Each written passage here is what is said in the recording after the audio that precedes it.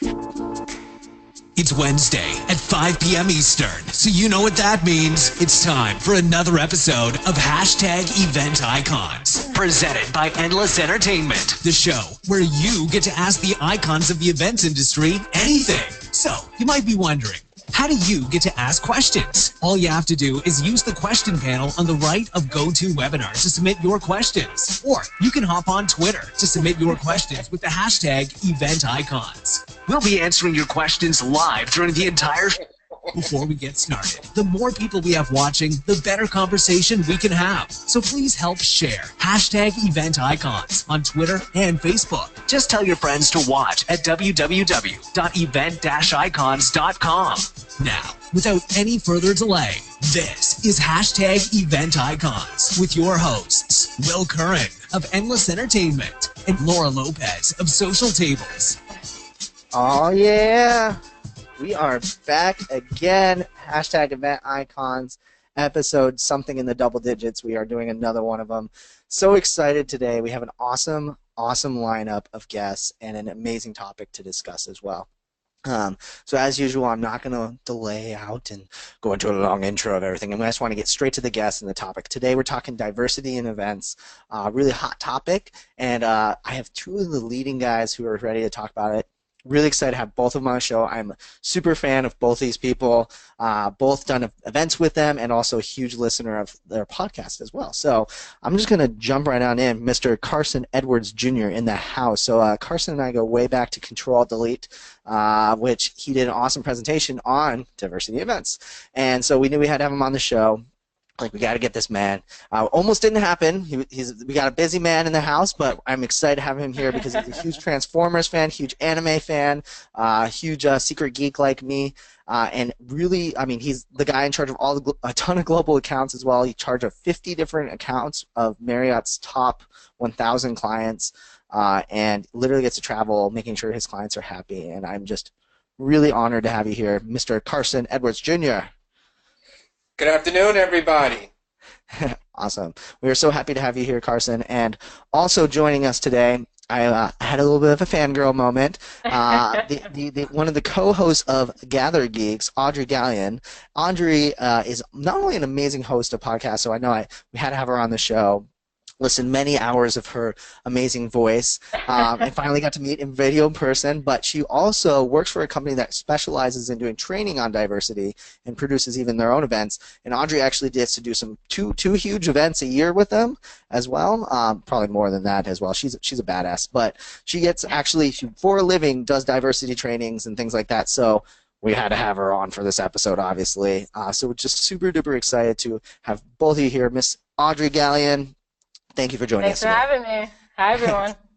All right, so let's jump right on in. I know everyone wants to know who you are and what got you in the events industry. So why don't we kick it off? Carson, tell everyone what got you to the point where now you head up all these massive global accounts for Marriott. Well, gosh, it all started when I was a sophomore in college, Howard University. Shout out to my Bison. And a friend of mine worked at the Holiday Inn Capitol, which is on C Street Southwest, right across from the Air and Space Museum. And I was looking for a part-time job in the summer, and back then I was told I can get paid $10 an hour for making sandwiches. So I started off working in the hotel deli, but the really cool part is that it really gave me an opportunity to meet people from all over the world. And so to sit down at lunch and talk to someone from Cambodia one day, and Australia the next day, or from London or Germany the next day, and to hear about their different experiences, and really hear about not only how proud they were of their jobs and being an American citizen, and some of them were working towards their citizenship at the time, but really just enjoying what the industry delivered to them, and folks from all spectrums, all to different types of departments. So for me, it was like having a free geography lesson just going to the hotel caf. So it's a phenomenal industry. I never would have thought I would have been in this industry this long. I've been with Marriott nearly 19 years now. I've been in the industry almost 25 plus, and I'm still under 40. Just kidding, 43. But yeah, it's just been an incredible ride, and it honestly started off with my excitement about the diversity that the industry offered, and I've just been very fortunate and very blessed along the way that I've been able to participate in diversity initiatives in Marriott along the way. So we'll talk about that throughout the rest of the show, but that's the short version. Awesome. I love it. I can't wait to hear, yeah, with all the different initiatives that you guys are doing and all the things that you're putting in place to really be a leader when it comes to that for sure. I know everyone's curious too, Carson. I mean, I know you're a huge Transformers fan, but what would be, if you weren't in the events industry, what would you be doing? Oh my gosh. Actually, as much as I love Transformers, I am really a hardcore music fan and a digital DJ. I love Ooh, DJing. I've been in music as long as I can remember. awesome. And for those who follow me on Facebook, I post all of my workout pictures all the time. I do DJ mixes for my boot camps. It is my love. I love music, all different types of genre. I love mixing it up, having fun with it. And I love seeing people enjoying the music that I play. I can't listen to today's radio because the music just drives me crazy.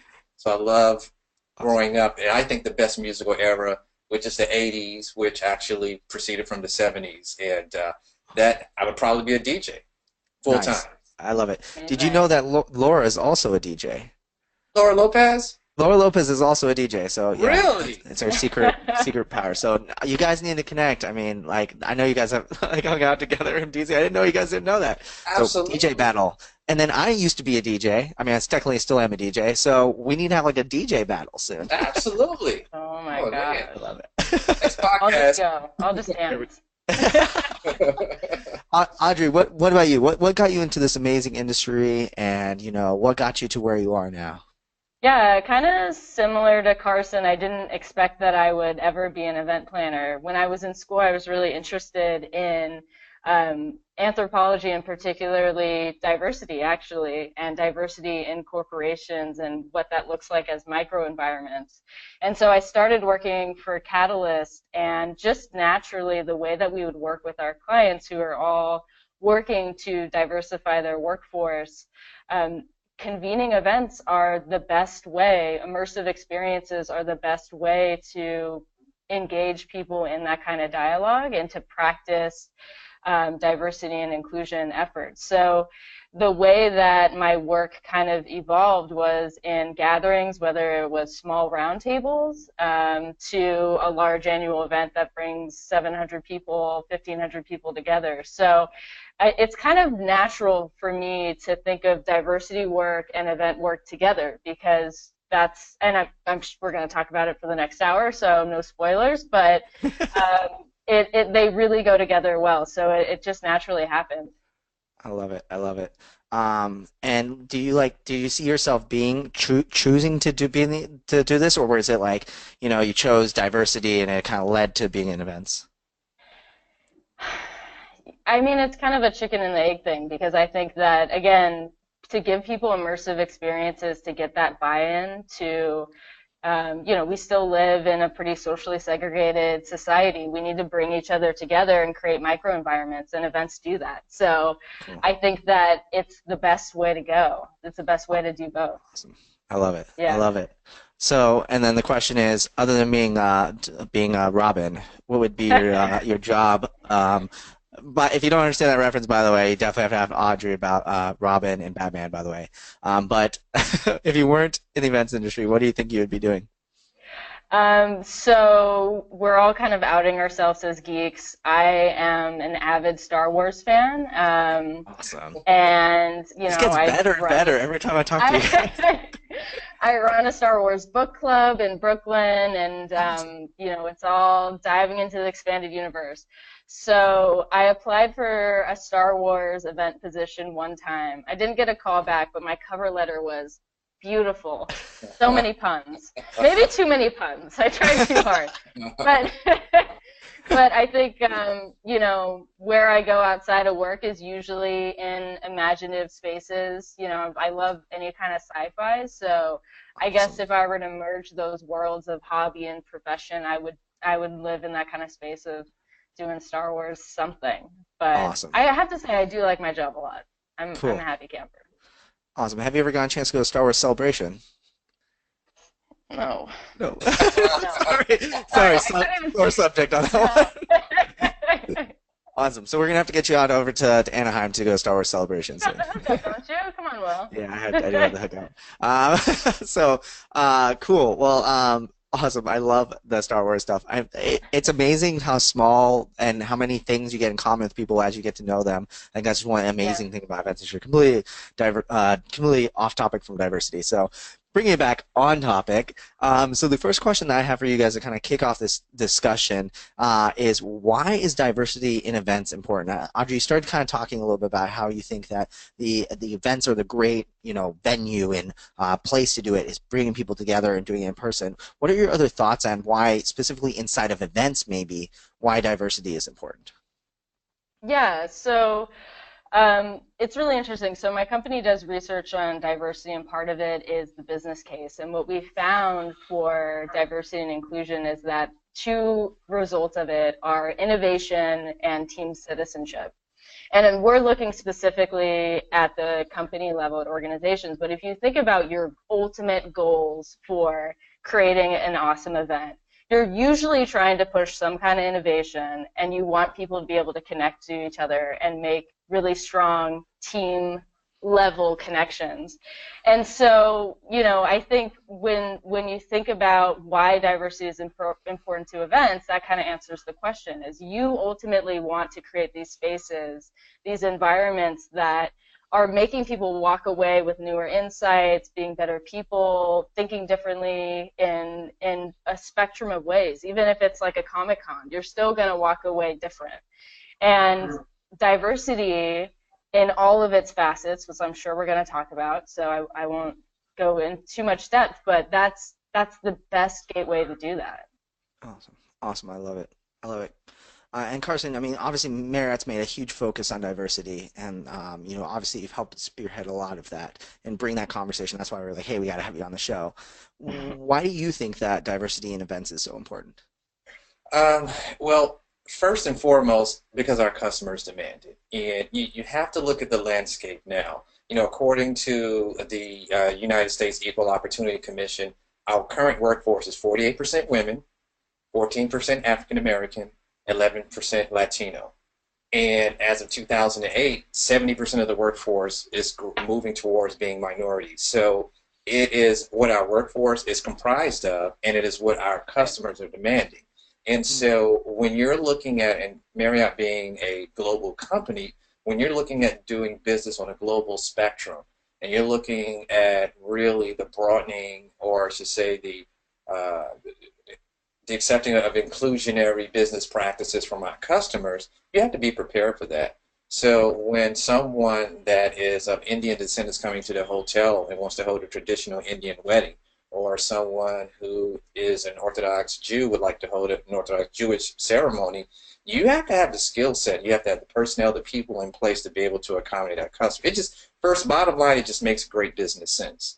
For me personally, it's just freaking fun to learn about people's cultures, to learn about what they do for their birthday practices, what they do for their celebrations. One of our vice presidents, Apoorva Gandhi, who heads up our multicultural marketing alliances, who is Indian American descent, is just so fascinating. He's always teasing himself about a small Indian wedding of 600 people. So he's talking about, basically an Indian wedding. If you don't invite everybody, you've insulted someone.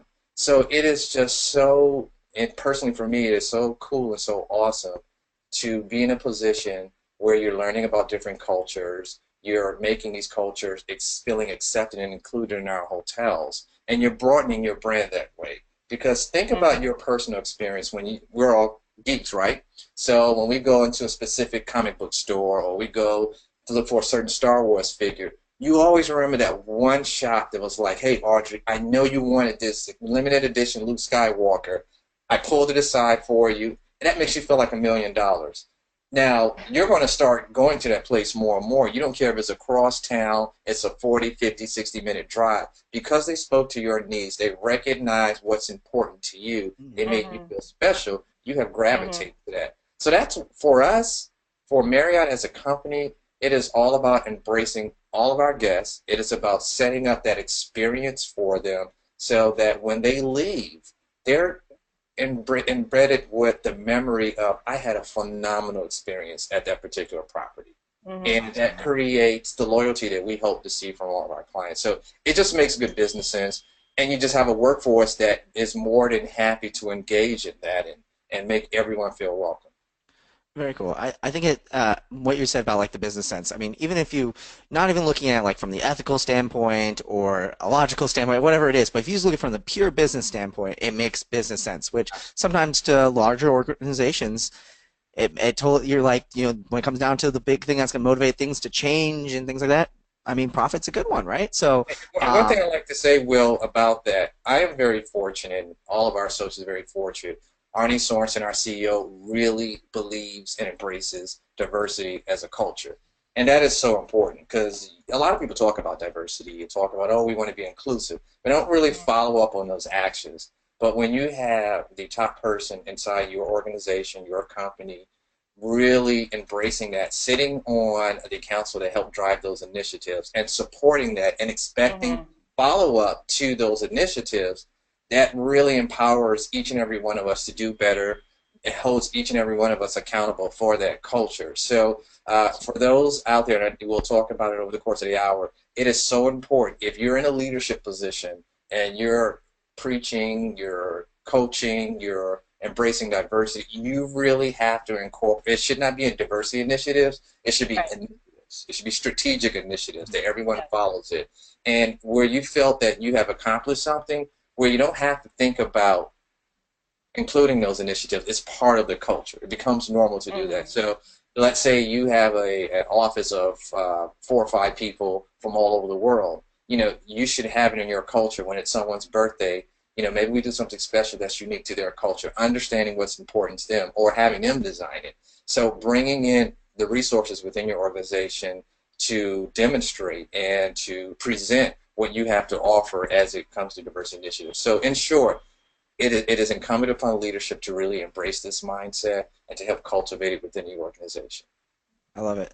I want to take a step back because I realized we jumped into why really quick, but I guess Simon Sinek always says start with why, so we did a good job on that one. But I want to go back to a what. So I think a lot of people out here defining diversity because there's so many different opinions on what it should include. Are we talking about just culture? Are we talking about, hey, we want to include gingers now because we're like a dying race? Whatever it may be. Sure. Audrey, define you guys do this for a living. What is diversity? What are people focusing on when it comes to diversity? What is diversity?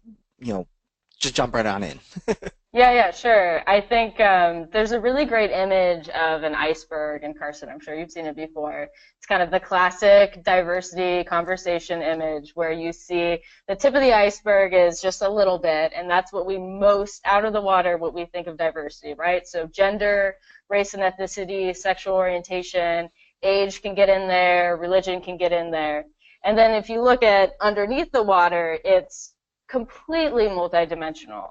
And the way that we think about, that's really where inclusion comes into the conversation in a smart way. But what makes us individual and multifaceted is really the bottom part, right? Not the visible dimensions, but invisible. So am I an introvert, an extrovert? Can I respond right away to things, or do I need to soak it up and come back, right? And this is how we design our events to be conducive for different personalities, right? We want to create different micro moments for an introvert to feel comfortable versus an extrovert. So it's extremely multidimensional. If you are measuring, if you're focused on diversity measurement, you're going to stay above water, right? Because that's going to be, to Carson's point, if you're trying to get executive buy-in, you are going to probably start there. It's something that's easier to digest. If you want to focus on innovation, if you want to focus on really building a product, you're going to go below the water because that's really what's going to show, and that's when you start to see people feeling like others on dimensions that aren't quite visible. So that's kind of my starter on diversity. But in the context of events, the way that you answer that question should always be with what your goals are, right? So Carson talked about reflecting your organization or reflecting your audience. Starting there of saying, you know, who am I trying to match and what environment I'm trying to create will probably change the type of diversity that you want to focus on. And it'll make the conversation more robust, right? I'm not trying to just check a box that's visible. I'm trying to create an environment that will ultimately bring new insights. Awesome. Wow. That was really deep, and I was not prepared for that awesome knowledge bomb. So that was awesome. No, super duper good. I love the multi-dimension aspect of it, that the tip of the iceberg that everyone kind of thinks of, but you don't think about, the introverted thing. So now all these conversations are coming out, like how do you design conferences for introverts? Love it. Super awesome. Carson, like any extra thoughts, on maybe things that we're missing when it comes to defining what diversity is? Well, Audrey give a great overview. The only thing I would probably add is creating an atmosphere of inclusion, because not only do you have diversity as Audrey defined it, whether it be race, gender, culturally, but diversity of thought.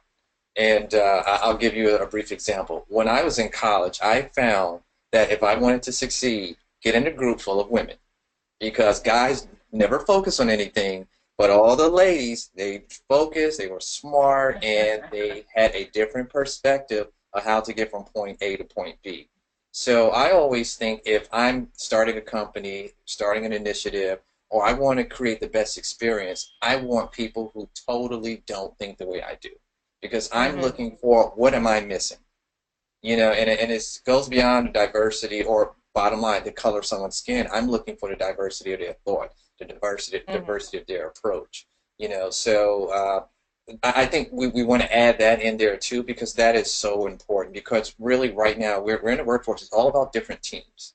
You have one team that may help you set up a technical setup at a particular event. You have another team that actually spends time planning that. And so you want the diversity of thought that can bring so many different insights that when you're coming out of that meeting, you're like, wow, that you're just leaving there feeling breathless, because I've gotten my money's worth. I felt like I learned something. And so diversity of thought is so important. Awesome. Wow. Like literally mind blown. I'm like I almost need another host in here to help out with this, because I'm just like, I'm really interested in what you guys are talking about. I think one of the big things that people are running into now is everyone wants to evaluate, am I doing a good job on diversity, right?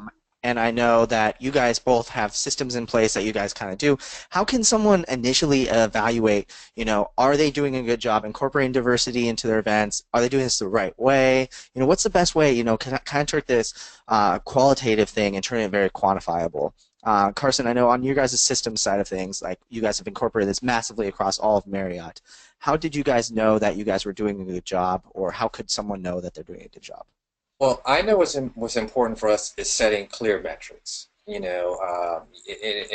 from a hotel side of things, we want to look at which audience we're trying to reach. So let's say if in 2017 we want to increase our exposure to the Latino segment of our customer base. So what are the right type of events for us to attend that would attract the type of Latino professional or leisure traveler that would allow us to have access to them?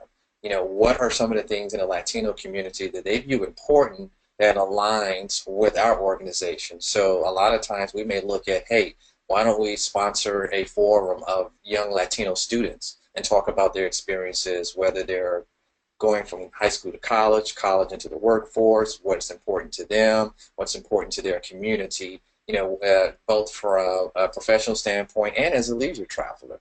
And so you want to set real clear metrics. It's not a matter of a checklist, but real clear metrics that you feel that if you have achieved them, some may be qualitative, some may be quantitative.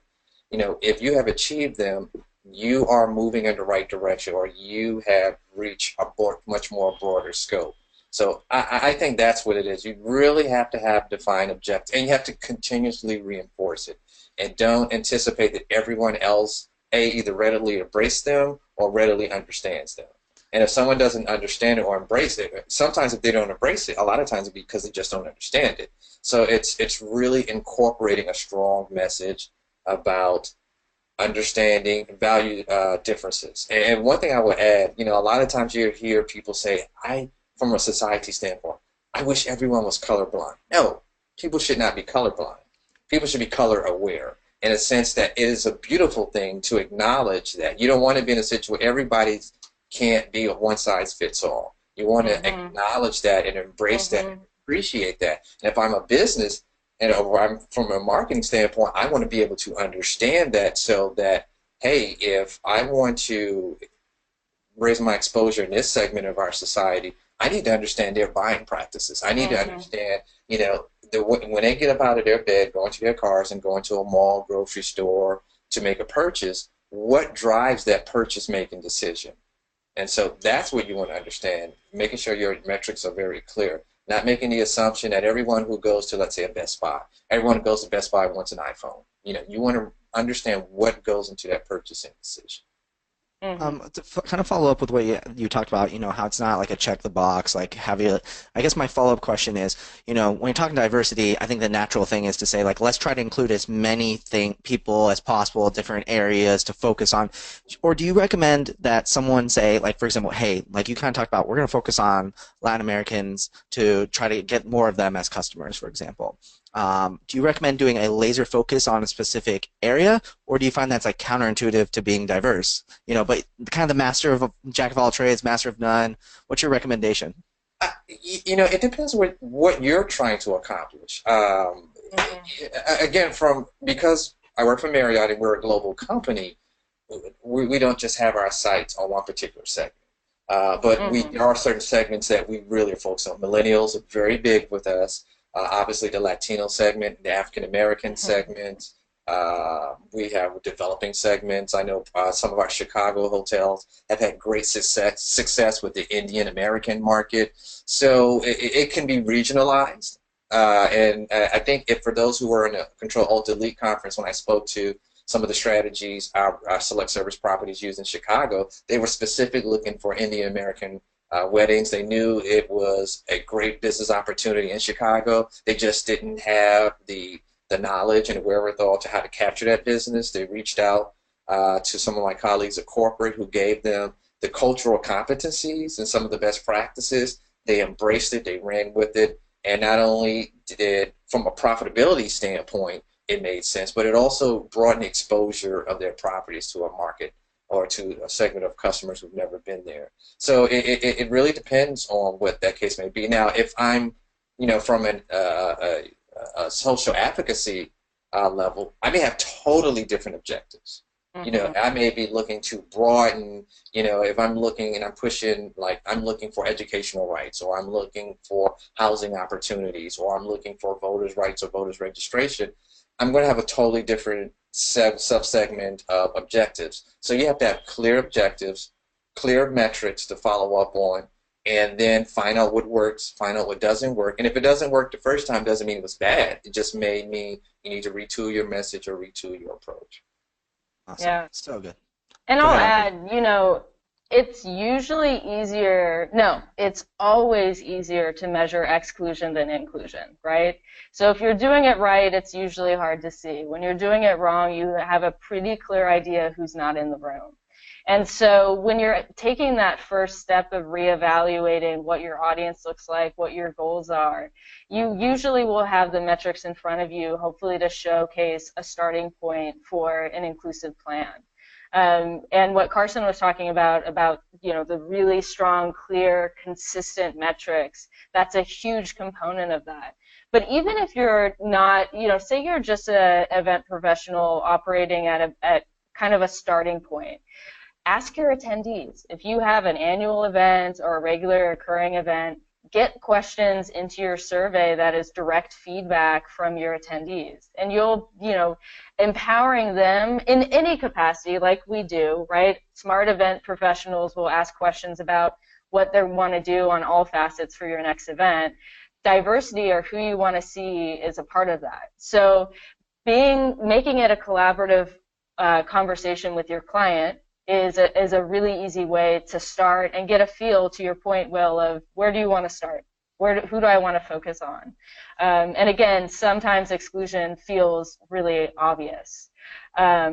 But, you know, you start with your goals always because you're going to have a good idea of what's going to change. But on, you know, outside of measurement, you want to also be able to see your comfort level, right? So usually we bring speakers in based off of our network.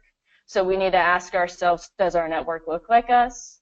Are my pool of candidates looking like me because that's who I'm connected with? So asking yourself those personal hard questions and asking your team those hard questions will also give you that foundational understanding of that first step of where you need to go.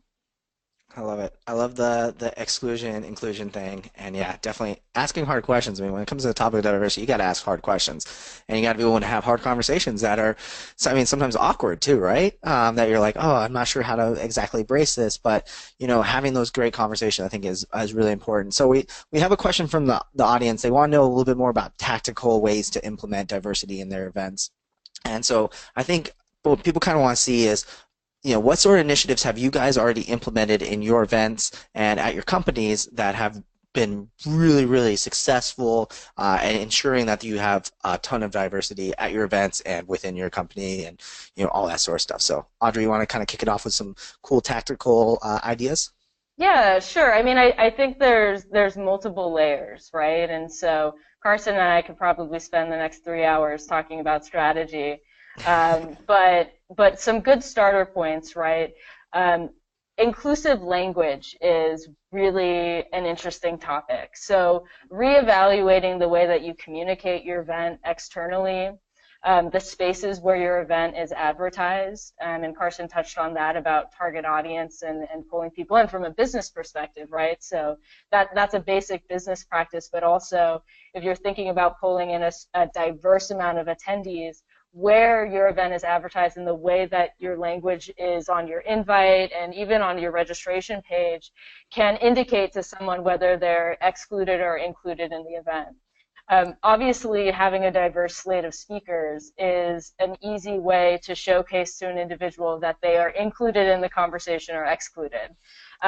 Getting a diverse slate of speakers sometimes can feel difficult, right? Because let's use tech as an example. It's easy to say that there aren't qualified, say, women speakers for the tech industry at large. But you see the tech industry making this a huge priority. One tangible piece of advice I would give if you're in that sort of market is reevaluate your criteria for a speaker. Right? So if there aren't women in executive positions, which there are in the tech industry, so that you also want to make sure you're reevaluating where you're looking to start, but think about your criteria for a speaker. You might not necessarily need a vice president to be a compelling speaker on stage, right? Get a senior director, get someone who's lower level who can tell that story, again, getting a diversity of thought and story. But your visible dimension of diversity is going to be an indicator for an attendee to say, I'm coming to this event or I'm not. So you want to kind of balance that storyline a bit, and those are just a couple easy ways that I think would get started. One last piece, and then I'll pass it over to Carson. As a starting point, remember, there are a ton of speakers bureaus and associations dedicated to giving you resources to diverse speakers. That's why they exist. So don't be shy to reach out to those associations and say, hey, this is who we're looking for. That is actually, in ways, easier. It's the easiest way to go. So go outside of your network and grab associations. It's a quick Google. It's very easy. But remember, I think one piece that I should have started with is, before you even start the selection process, before you even put together your language, make sure you have very clear goals of what positions you want to fill and stick to them. Because it's very easy to make excuses along the way. I mean, so Catalyst by company, we're a diversity organization. We're planning a big conference right now, and we just keep coming up with just white women as speakers. And we, as a diversity organization, even had to hit pause and say, wait, our focus is on getting a diverse conversation. While women are usually part of the diversity discussion and want to be in this conversation, we need to get out of this pattern because this is our network, right? So hitting pause and sticking to your goals, again, is a really big proponent of going in the right direction. Awesome. Audrey, I 300% agree with you on the speakers. I know when I go to different events, educational events, those are some of the things that I look at. I love to have the diversity of thought. You know, it's okay to hear the well-established speaker, but I want to hear the speaker of the person who's still going through what we call that grind or that struggle to achieve a certain level of success, because that's where 80–90% of everyone's trying to get to. And it's kind of when you see someone who's already there, you know, that's not always reachable for someone, and everyone may not be able to relate to that. But when you see someone who's like, you know, 5 years ago, I may have been homeless, or I may have been on my last dollar, and now my business has grown to this, or, you know, the cause that I'm championing is now expanded to this much, and we're just on a precipice to take it to another level.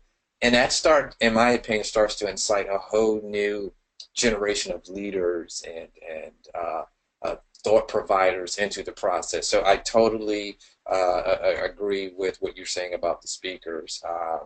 And also, I want to do a quick shout out, real quick, Will, for those who really want to understand about tactical. There's a person that I absolutely love who provides a heck of a lot of information outside of going to our multicultural site, which you can share with all the listeners. Kelly, she's on Twitter at Kelly McDonald.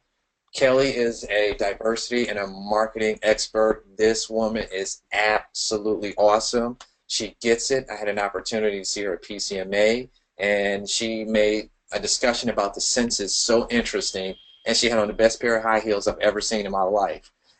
So for those who really want to get some insights from a proven professional, at kellymcdonald.com, and she also has a website called meetingpeoplenotlikeyou.com, where she has several of her books on there. She does have a monthly newsletter, which I subscribe to, that is available free. That is great insight of what's going on in the whole diversity space. So that's a big shout out there. But getting back to making those tactical decisions, and especially if you're in event production or in a technology realm, it's all about setting up that experience. For instance, we at Marriott, we have strategic relationships with certain accounts. And when we think about how we want to not only integrate our message into the culture of their organization for that given event, but what also integrates our culture of our organization where it doesn't clash with the culture of their organization. So there are lots of thoughts that go into that. You want to talk about tactical? We have several conference calls and meetings, months, sometimes up to a year ahead of a time. What is our purpose when we go to this year's conference for this particular account? You know, who is in their leadership? You know, is there a particular anniversary coming up? What's their core mission, their core value?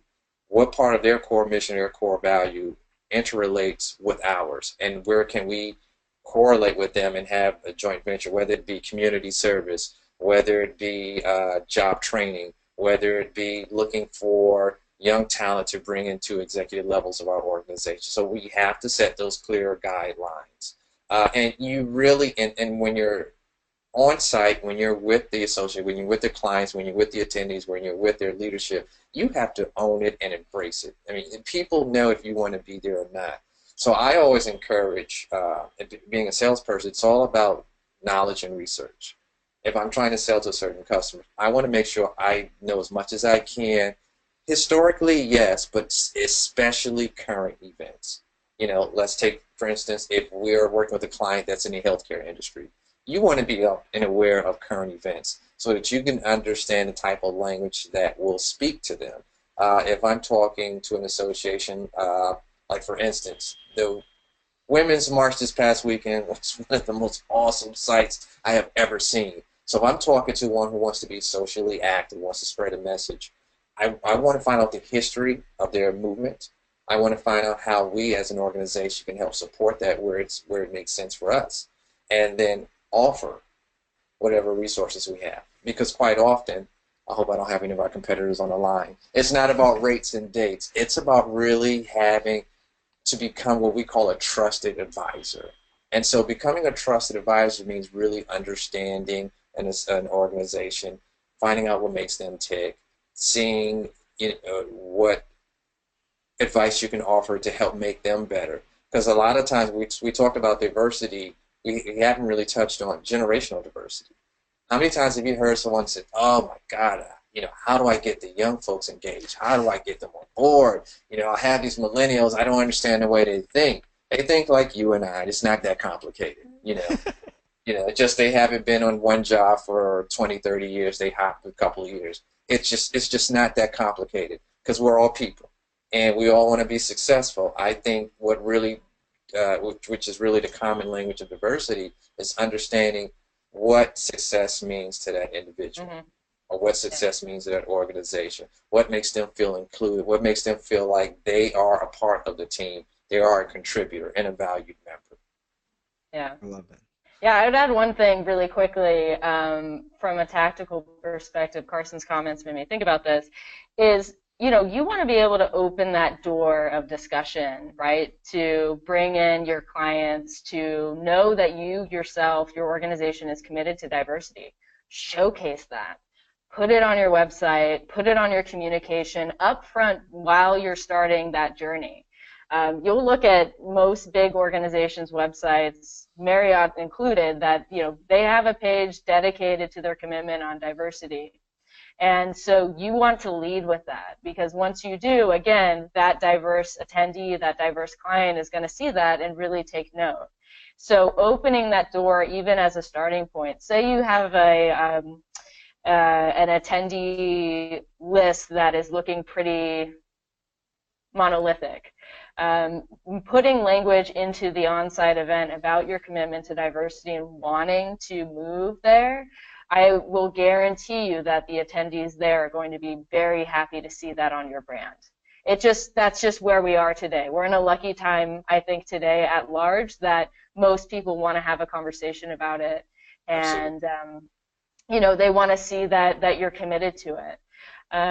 One kind of buzz phrase that I want to throw in here too, that I think Carson was talking about a bit, is that remember that diversity is a fact, but inclusion is a choice. So even if you hit the spots, right, and check the marks on all the bits of diversity that you want, your event needs to be inclusive. You just need to focus on the inclusion part. And so that's where it's understanding the diverse client, understanding your diverse attendees, and ensuring that it's about creating an environment, to Carson's earlier point, that drives inclusion. Because the last thing you want is to check all the boxes and have someone there feeling uncomfortable, right? And that's easy to do. So when you're getting into those tactical pieces, conversations about the culture that you're creating is just as important as who do I want in the room. And they'll advise each other. I love it. Awesome. So good. Okay, so I have a really, really good question for you guys. So obviously you guys live and breathe this like every day. But a lot of the amazing experienced event professionals that we have tuning into the show right now might be like, all right, I'm on board with this. I want to do this, but maybe I need to bring on, the new event planner who's coming in and teach them about this.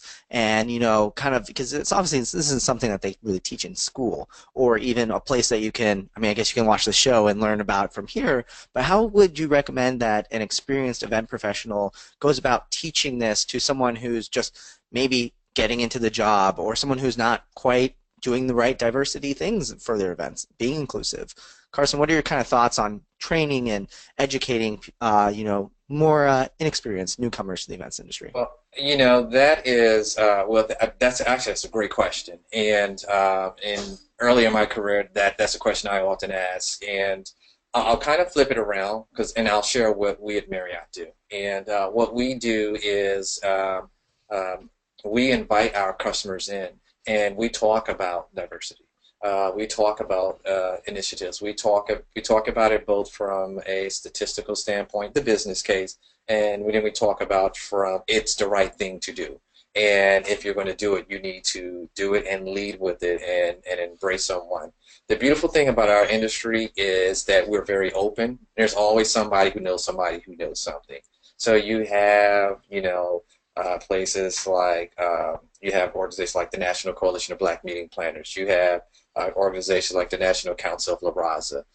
You have organizations like the National Association of Black Accountants. You have the Marriotts of the world, where if you have those young planners, you can say that, hey, went on your site, saw your diversity initiatives. We're really ready to learn about this and incorporate it to our organization. Do you mind helping us out? That question has been asked to me several times, and I'm very fortunate. I have great colleagues of mine that I will set up a lunch appointment, bring in folks from our diversity discipline within our organization, and we'll talk about where are you at, where are you trying to be at, what's important, some of the things that we do. I've actually done trainings with my colleagues called talking about cultural competency. Talking about if I'm doing business in Germany, what are some of the norms? In Germany, if you're 5 minutes early, they're viewing it as 10 minutes late.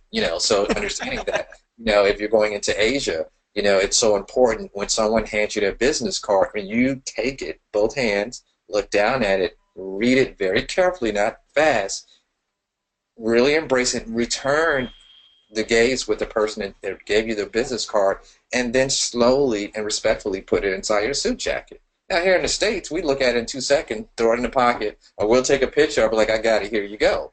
That doesn't sound like much, but if you're trying to conduct $1 million deal, you're in trouble because you've just now inadvertently crossed a cultural norms. So understanding, the different cultural norms. We have a culture wizard webinar course within our company that's constantly sending out different webinar training for different cultures around the world. I've set on one for South America. I've set up one for continental Africa. I've read some of the information on continental Asia. So taking that time to invest into that. But quite honestly, word of mouth is there for you. We have so many organizations, the PCMAs, the ASAEs, National Coalition of Black Meeting Planners, that embrace that, and we'll be more than happy to bring in those young planners and talk about, this is what we recommend as the first 2 or 3 steps to really engage in your events, understanding from a vision and a lens of diversity. And I'll take a perfect example. I know something I always see, it's a killer in our industry. You'll go to an event, a networking event, and it's always basically just drinking. I don't drink. I know there are other people in the industry that don't drink. I know we're probably a dying breed, but we do exist. And so for me, I'm okay. I've been in the industry multiple years. It doesn't bother me. I get my cranberry juice and I'm still able to network, meet new people, and have a great time. But what about that for someone from a religious standpoint? It could be an affront. So not only they're uncomfortable because in a situation where they don't drink, it then starts to allow them not to be able to network. So if you're setting up a networking or an event, and it's okay to have adult beverages there, but think about if a person doesn't drink, what do we have set up for them within this networking event that allows them to connect with folks? Are we going to do something that we can use gamification? Are we going to allow them to be able to meet people ahead of time via mobile device, so when they get there they can see them, recognize them, and start up a conversation? So when you start thinking above and beyond what you normally do, that's when the wheels will start turning from understanding diversity. Remember, diversity is not the color of someone's skin. It's understanding someone's way of life, someone's thought, someone's culture, someone's background, someone's approach to speaking, someone's approach to being spoken to, someone's approach to, inviting you into their personal world. That's the big, large world of diversity and inclusion, to Audrey's point, that's out there. Awesome. Yeah, Fantastic. absolutely. Yeah, and I'd also just add, when you're first starting your journey to understanding the benefits of a diverse world, you need to start with awareness before you jump to action. You need to look inward before you can look outward. It's critical. So for that individual who's investing in an employee to go down that path, I'd say have conversations about unconscious bias. Have conversations about how that individual sees themselves and understands their standing in society. just basic conversations about understanding ourselves, because more often than not, the way that we stand in an environment has more of effect than we're conscious of, particularly if we're white, right? We need to understand our privilege in all contexts. And so there's certainly the business case, right? I think Catalyst attract 39 different reasons why diversity is good for business. That's there. But you need the awareness to actually understand how you fit in that mix. And that will also get you to a buy-in point. We are in the most collaborative industry that I think exists, and to Carson's point, there are endless resources to educate yourself. You could even reach out to me and I can have a conversation, you know. There's a lot of different easy ways to get started, but I think the more that you immerse yourself, the better. Don't be afraid. Don't be afraid to ask the wrong question. Don't be afraid to take that first step. I think usually we like to zip up instead of just saying, let me learn. But you need that first awareness step before you can get into any kind of action, or else you're going to lose the inclusion. Awesome. So good. All right, guys. Well, we only have a little bit of time left, so I have my last two final questions for you guys. It's just been really good. I think we're going to have to do a part 2 of this for sure, because this is just such a deep dive. I think we can get more into tactics and everything like that, so this is absolutely awesome. So my question to you guys is, you know, people are planning their events in 2017. You know, it's the beginning of the year. They're starting to work on everything for December and August. What's your one big tip, if you had to pick one tip that you'd have for event planners for when it comes to planning events, whether it's related to diversity or not? What would be your one tip for everyone? Audrey, you want to kick it off? Sure. Let's go fluffy, but it's not so fluffy. Chase the uncomfortable. The entire reason why we're in this industry is to create an environment that hopefully doesn't exist yet. What an amazing place to practice diversity and inclusion efforts. Literally, and that's kind of where I started today. It's like the work that I do it's all one. And so be playful with that. If it makes you feel uncomfortable, your attendees are going to be there and they're going to be immersed in that environment, because part of a good event planner is triggering different emotions and emotional reactions. Surprise and shock are a huge proponent of that. Then you're getting into their memory in a different kind of way. Be playful with that. The cookie cutter approach, sure, is going to get you, you know, your paycheck, but when we're talking about changing lives, you need to go in a place that's uncomfortable. So that's my challenge to you for 2017. Awesome. So good. I mean, Audrey was spot on. Create your events for the eternal learner. I mean, Audrey is so spot on that we sometimes get very comfortable with the set script. We know it works. This is what the expectations are. We meet it. It's not bad, but it's like, okay. But when you challenge everyone, turn your attendees into that eternal learner, so that when they step into that experience, they're like, okay, something's different. I don't know whether it's the lighting in the room, it's the music, the food, something in here is different, and they're asking what happened and why. And understanding what happened and why is not a bad thing. And you want to keep people off their feet. For instance, I told you I'm a workout guy. One of the things that fitness gurus tell you, you have to switch up your workout to exercise different muscles in the body to receive the gains that you want to receive. You have to operate and stimulate different parts of the brains to continue to grow and expand and create that experience. And right now, people are not afraid to learn. I think if you just look at the way learning has changed over the last 2 decades, from being in a classroom, having a textbook, reading the same edition, even though they changed the number, it's the same information over and over again, from being online, everything being virtual, basically at a stroke of your laptop, you have so much information at your fingertips that really your brain is overloaded. And so how do you take that information and create an experience for the eternal learner? And you want to set the expectation that I have no idea what Audrey's going to do, and I love it. That's what you want to get to.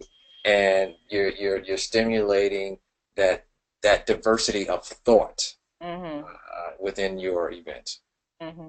Oh, wow. Okay, wow. You guys, seriously, Like completely mind blown. You have the AV guy over here. I'm just learning so much from this. This is so good. You are like, to Carson's point, you are stretching my mind and getting me to work a different muscle. So it's awesome. Such good tips. All right, guys. So we got a couple minutes left. I want to do a quick fire round of your favorite resources that you want to share with everybody. I know, Carson, you had some really cool guides that you want to share with everybody, but and Audrey had an awesome book you want to share with everyone as well. But tell me a little bit about your favorite resources, whether they're blogs, podcasts, websites that people can go check out.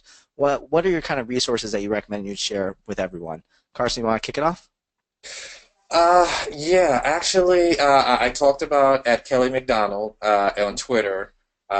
Phenomenal resource. Also, if you go to our Marriott.com, you click on there and you go to our diversity and inclusion website, we have tons of tools. We have tools on diversity ownership. We have tools on cultural competency.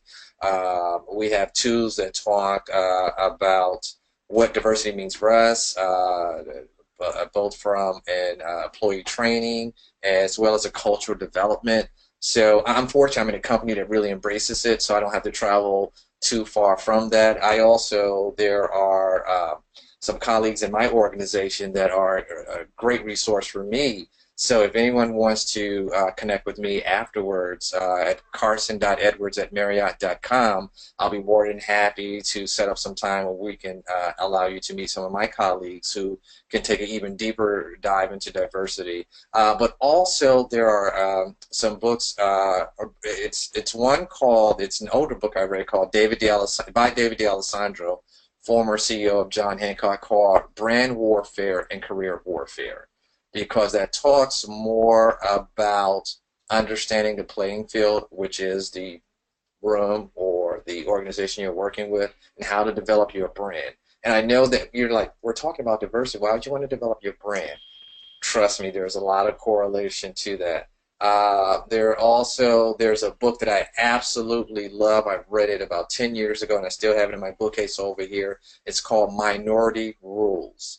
And it is really great because it really helps talking about understanding cultural norms, the things that people don't tell you. Have you ever sat down at a table for lunch and you felt like you've broken some taboo and you have no idea what it was? We've all been there. So it kind of walks you through some of those awkward moments that are out there. So I think that's a great book. But like Audrey said, at the end of the day, just grab somebody. Just grab somebody and say, hey, I'm willing. How many people that you go up to say, I want to learn something from you. I think you're a great resource, and they turn you down. People love that. We live in an age where people love to be a resource to someone else. If you're sincere, if you really want to learn, if you really want to capture their knowledge, I cannot see your colleagues turning you down. Obviously, there's several professional organizations. Many of the professional organizations, the PCMAs, the MPIs, the National Coalition of Black Meeting Planners, the ASAE, there's always going to be someone there that has part of their diversity initiative incorporated to there. So you definitely want to pick up the horn and call them to get some information as well. But yeah, we live in an age of everything's online and word of mouth, and creating those internal relationships to find out that information is great. So again, those are my resources. If anyone wants to kind of follow up afterwards, just send me an email, hit me up on Twitter at Carson Edwards Jr., hit me up on LinkedIn, Carson Edwards Jr., hit me up in Marriott, Carson.Edwards@Marriott.com, hit me up on Instagram, Carson73. Just hit me up. I'll be more than happy to share what I can share. Awesome. Thank you so much, Carson. Audrey, what are your resources you got to share with everyone? So I'm gonna go more. I'm just gonna go with things that make me feel good. And part of this work. Star Wars Episode 4. I mean, we can. Well, we'll talk offline. But, a lot of this work is, and I kind of pointed at this a couple minutes ago, is the ability to look inward and check yourself. And there are so many different ways that you can do that beyond studying diversity strategy. And I don't want to be repetitive about the resources Carson shared because really they all exist. Hit up Google. My company Catalyst has a ton of resources. And again, we're about making inclusive cultures. Events are just microcultures. A book that I love is called Mindfulness in Plain English. I read it once a year, every year, and I've actually just started reading it again on the subway. What's interesting about this book and what I love about it is it gives you the ability to learn and reach insights that are just really what they are. You're not judging them, you're just being with them, and when you're starting your journey, you really want to be able to get deep inside yourself and hit a calming point, and observe and listen. Carson shared that everyone wants to share their story. That is absolutely true. Everyone wants to be heard. And so this is kind of my sanity book when things are a little rocky in our society. And I like to check in with myself. Another place that I like to go always is in science fiction. There is incredible literature out there that gives you a different way to think about a diverse world and an inclusive world. And one, if you do like graphic novels, I suggest a novel called Saga. It's a series right now by Brian Vaughan. And it is, first of all, it's beautiful. But it's touching on integration and the complexities of diverse relationships. And again, I told you I was going sappy and weird, but this is, what I wanted to contribute beyond actual facts. But I personally like to use my imagination to get me to that next level of understanding my world. And so I encourage you to do that too if you want to think a little outside of the box. Awesome. Wow. So good, so much. I want to keep talking forever, but I know we're getting short on time. But I got to give a huge, huge thank you to Audrey and Carson. You guys, that was absolutely amazing. I've learned so much from both of you.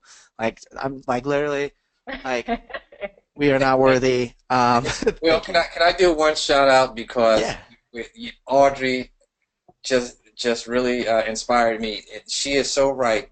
A lot of the science fiction movies are so forward-thinking when it comes to culture and society. So, Audrey, just to match you, for those who love sci-fi, and if you want to see what diversity is all about, you have got to look at Battlestar Galactica, the 2004 reimagining, the entire series, because it is dealing about culture clash brought about the end of the world, but it was forced upon both the human race and their adversaries, and it develops, their relationships go through so many turns throughout the course of the series, but there's so many lessons about the culture we live in today that's embedded into that series that it's kind of like the Star Trek The Next Generation of its time. That is very forward-thinking and understanding culture, diversity, and inclusion.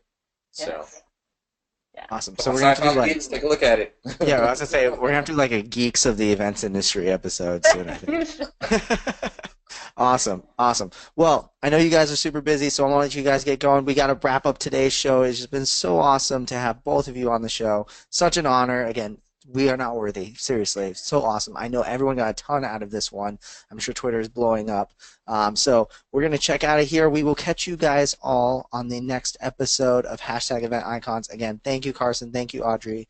You guys are amazing. And we'll see you guys all next week, 5 p.m. Eastern. Thank you. Thank you. Thank you for joining us for another amazing episode of Event Icons.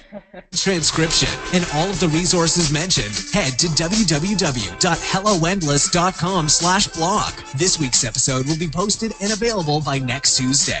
Also, let us know what you thought about this week's episode. Share your biggest takeaway and join the Twitter conversation sponsored by Alex Plaxton and Little Bird Told Media. Just tag your post with Event Icons. We'd love to hear from you. Thank you again for joining us. We'll see you next Wednesday at 5 p.m. Eastern, right here on Event Icons.